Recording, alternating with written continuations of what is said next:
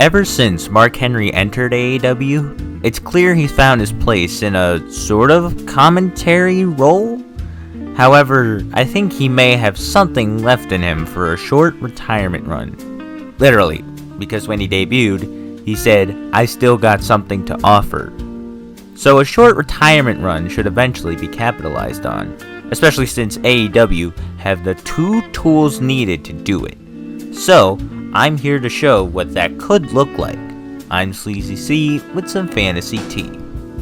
We begin with Mark Henry backstage on Rampage, getting ready to do his thing for the main event, when Paul White shows up and says, "Hey man, how's it going?"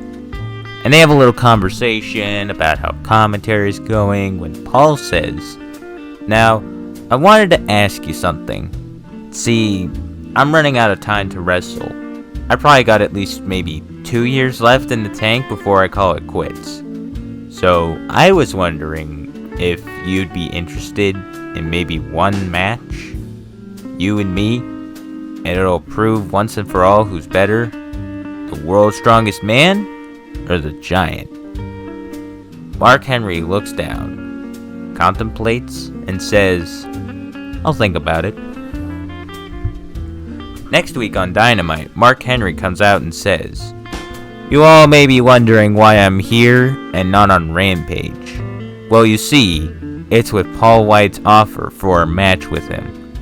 I'll be honest, I thought, man, I don't think I can do this.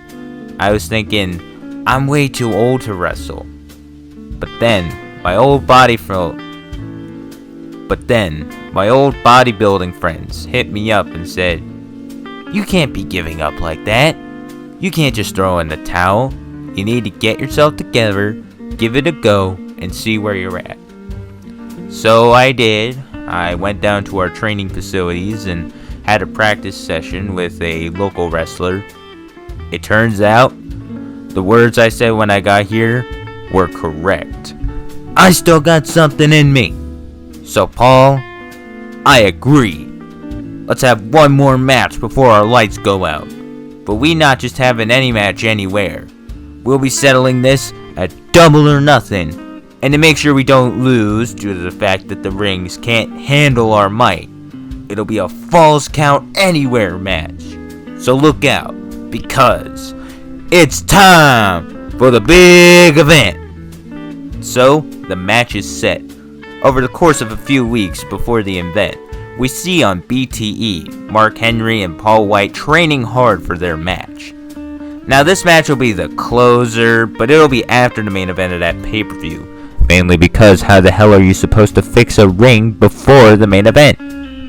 We come to Double or Nothing, and it's a classic Mark Henry-Paul White match. Even the ring gets destroyed.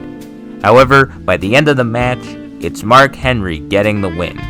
This would reinvigorate his career, as he'd enter into the Owen Hart Cup afterwards, and he'd make it all the way to the final round.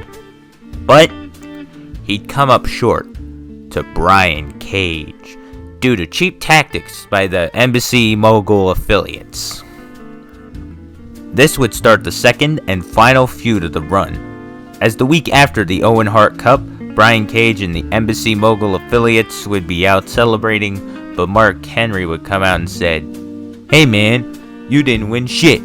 You hell of a lot weaker than the world's strongest man if you be needing help like you did at the Owen Hart Cup final.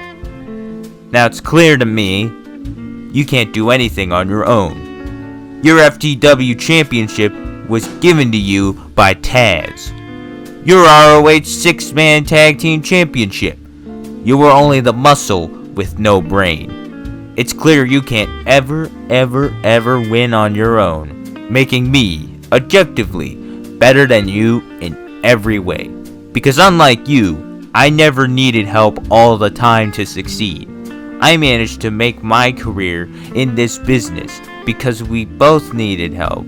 But unlike you, I can actually use that help to make me better, instead of pretending to be better by having my hand held all the time. So unless we have another fight, and a fair one, you'll never have a chance to overshadow me." Brian Cage then replies, "You lost to me though, So unless you actually get a win against me, which there's nothing you can do to get that opportunity, then I'm going to be better than you by default forever.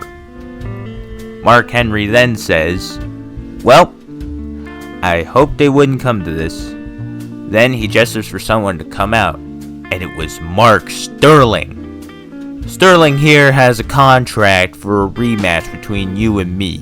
The conditions are 1, your affiliates or whatever are banned from ringside, and 2, if I lose, I'll retire, and I will call you. He then points out to the Titantron and it reads, the new World's Strongest Man. This would be a great opportunity for you, but you need to make up your mind, and only yours. Don't listen to your affiliate assholes. Think for yourself. So Brian Cage thinks for a bit. Eventually, Swerve tries to talk to him, but Cage puts his hand over his mouth, and then he says, get that contract in my face. I accept. And so the match is set for Road Rager, and when we get there, it's a clean fight.